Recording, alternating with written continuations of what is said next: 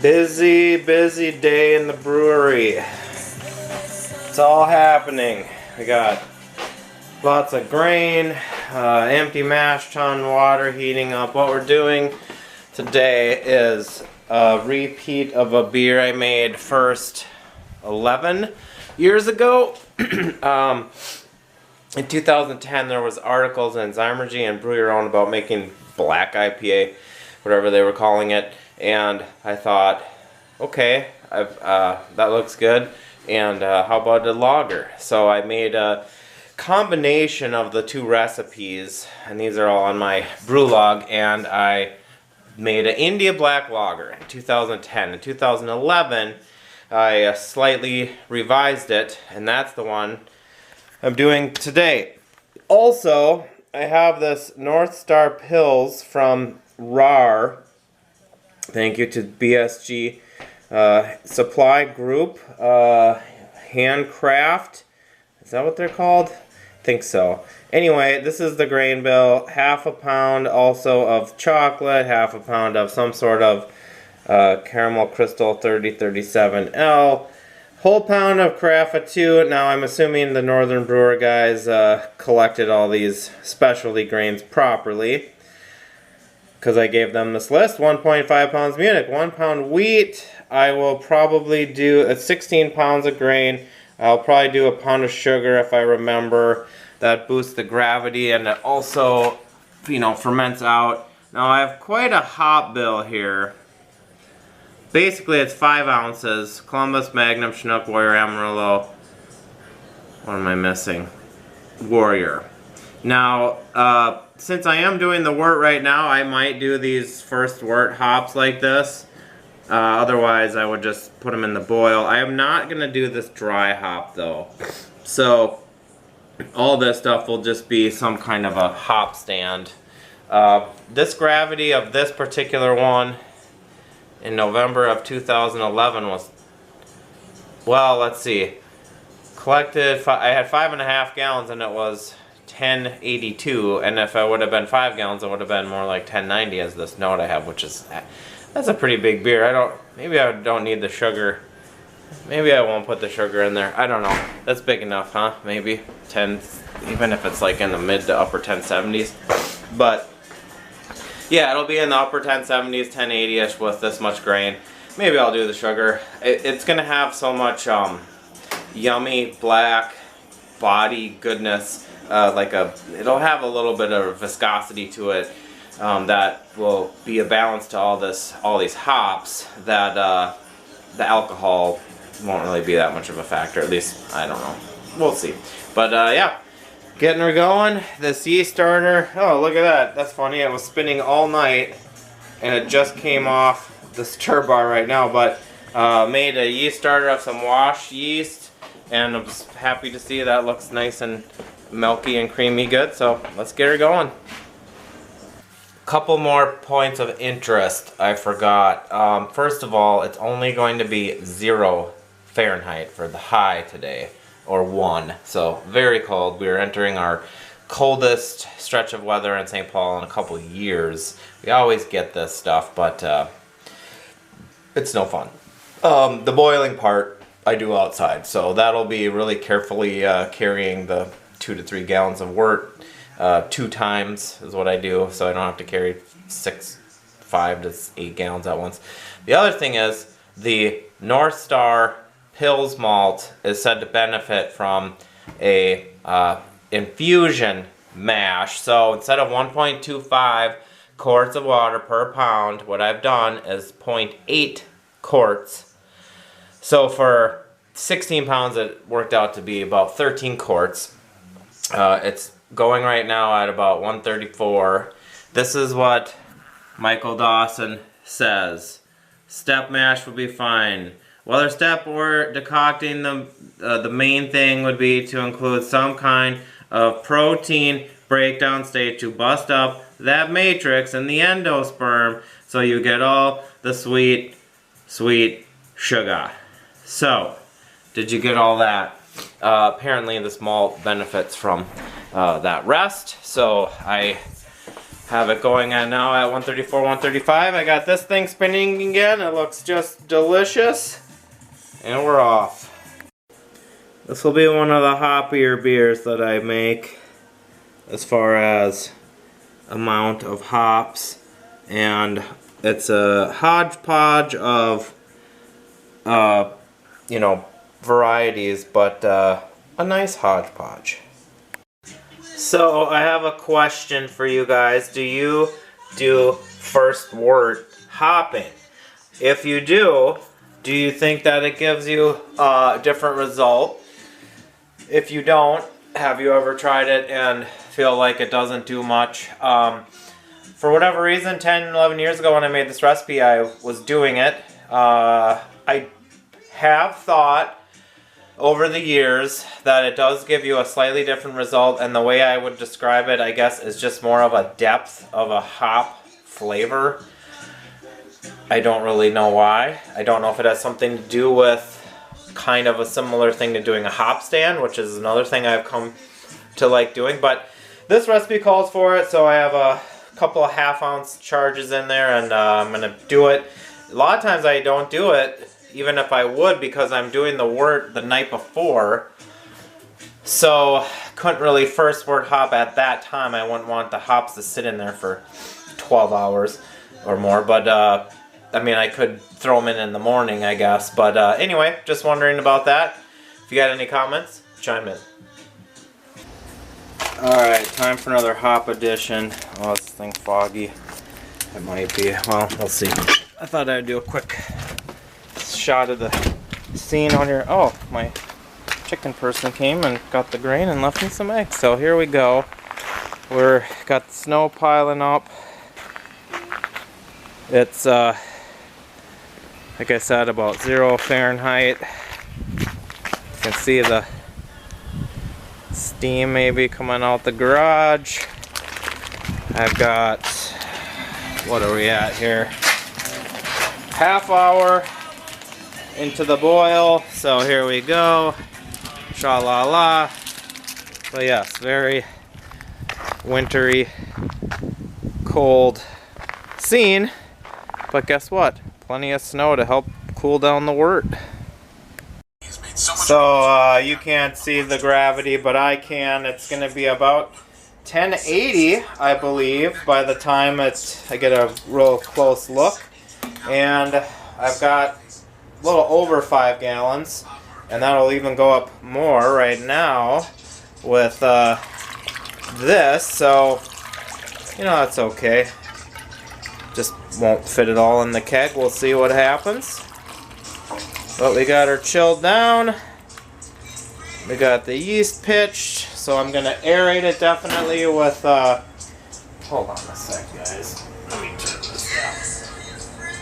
Now, because it's a lager and cold and you want all the yeast health you can get, I'm going to use my pure O2.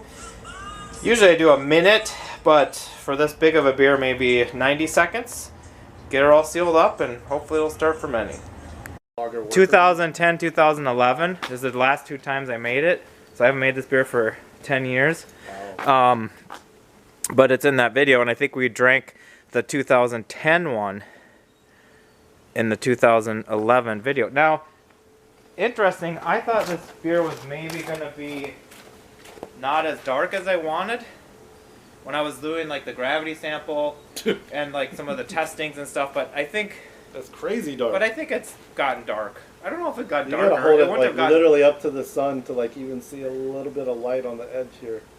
That's black. Well, I called it None More Black. Yeah. India Black Lager.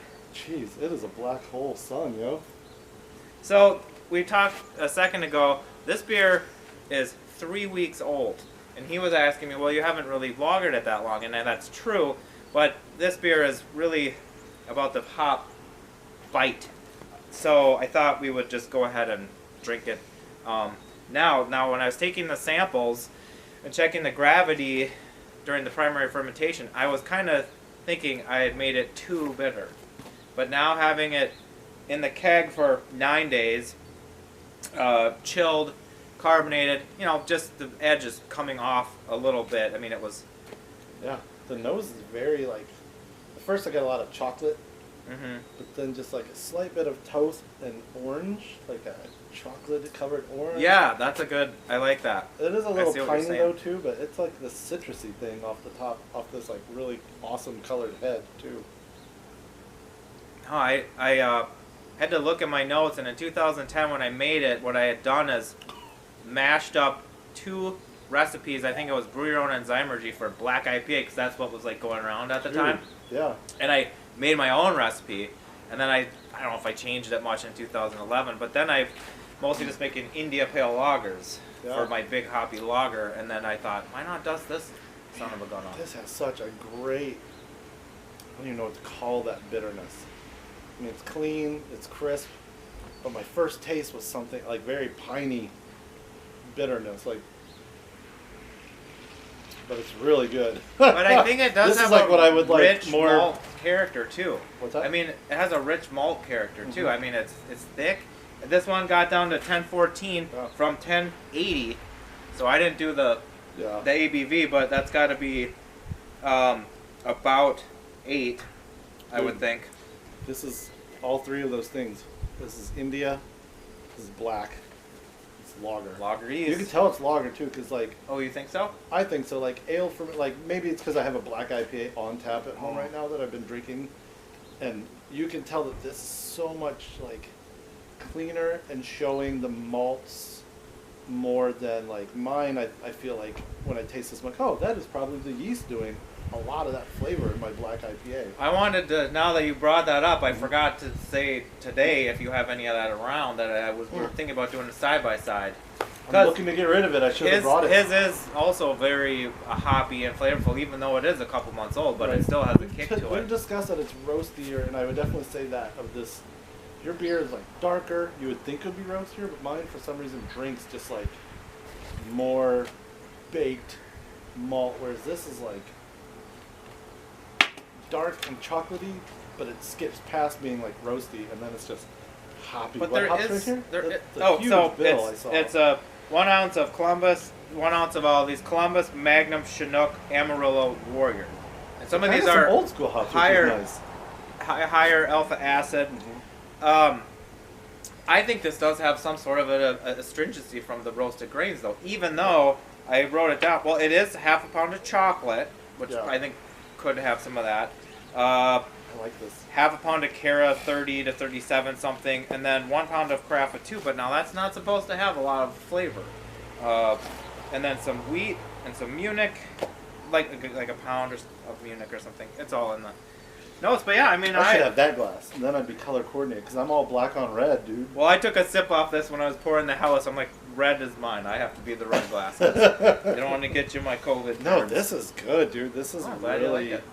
And I've been like kind of trying to get obsessed about black IPAs again. It's become kind of easy because this year suddenly a lot of people like Stone released supposedly self-righteous Firestone. okay. It's like suddenly the first All quarter that. this year became like black IPA or black IBL. So Well, and also Black is Beautiful Mhm. is a hoppy stout.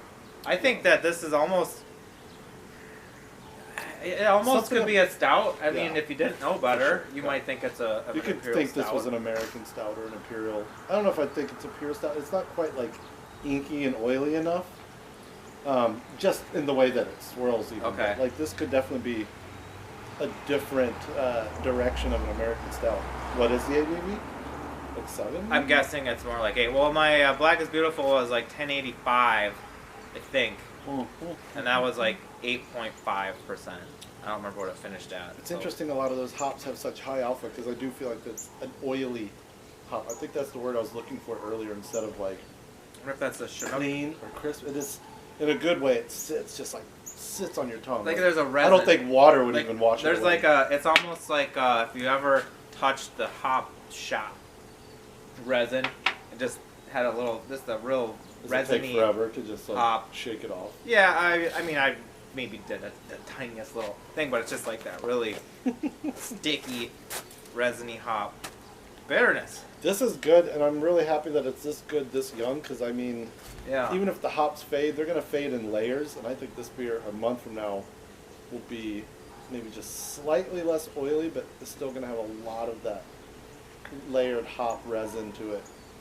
I hope so. I mean, do you know at all, like, it's been 10 years, but do you think this is more refined than either of your other versions, or that's completely difficult to... hard to say. I do know that we did have that one bottle. I used to bottle more, you know, like off of a batch. I'd bottle up a couple bottles, and I think it was drinking okay like almost a year later when we had it, but it wouldn't have been this sort of.